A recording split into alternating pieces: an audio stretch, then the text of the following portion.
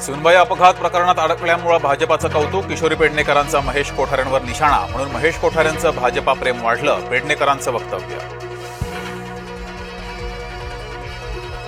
शनिवार वाड्याबाबत नियम पाळले पाहिजेत, मुख्यमंत्री फडणवीस यांचं वक्तव्य. मवियात वाजले फटाके. काँग्रेसमधून हर्षवर्धन सकपाळ. गटाचा स्वबळाचा नारा. कुठल्याच ठाकरेंच्या नेतृत्वात लढणार नाही, भाई जगताप यांचं विधान.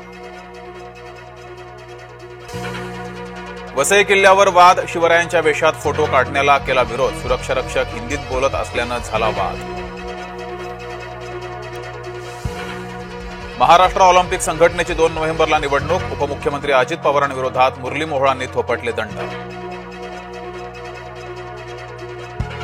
लाडक्या बहिणींची नाराजी होणार दूर. लाडकी बहिणीच्या ई-केवायसीला तुर्तास स्थगिती. मंत्री अदिती तटकरेंची घोषणा. राष्ट्रपतींच्या हेलिकॉप्टरचं चाक रुतलं. राष्ट्रपतींच्या दक्षिणेच्या दौऱ्यात घडला प्रकार. धक्का मारून बाहेर काढलं हेलिकॉप्टर. मुंबईची हवा वाईट झाली. दिवाळीच्या फटाक्यांमुळे वायू प्रदूषण. श्वसनाचा अनेकांना होतोय त्रास. बिहारात काँग्रेस आघाडीत वाद सुरूच. राष्ट्रीय जनता दल आणि काँग्रेस दरम्यान 12 जागांचा वाद.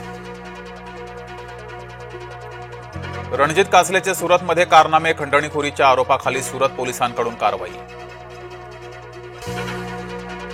टीईटीची पात्रता परीक्षा 23 नोव्हेंबरला. टीईटीसाठी 1 लाख शिक्षकांचेही अर्ज.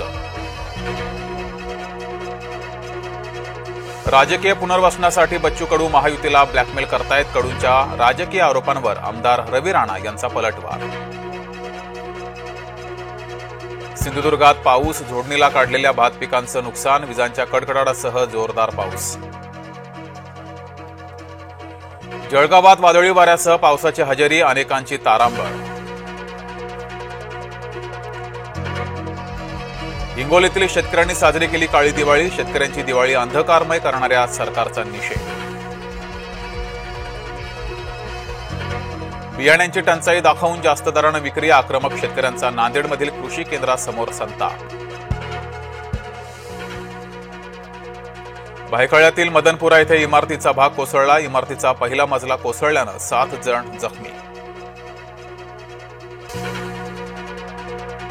फरार मेहुल चोक्सीला भारतात आणण्याचा मार्ग मोकळा. बेल्जियम न्यायालयाकडून मेहुल चोक्सीच्या प्रत्यार्पणास मंजुरी. ट्रम्प यांनीही साजरी केली दिवाळी. व्हाईट हाऊस दिवाळीनिमित्त लखलखलं.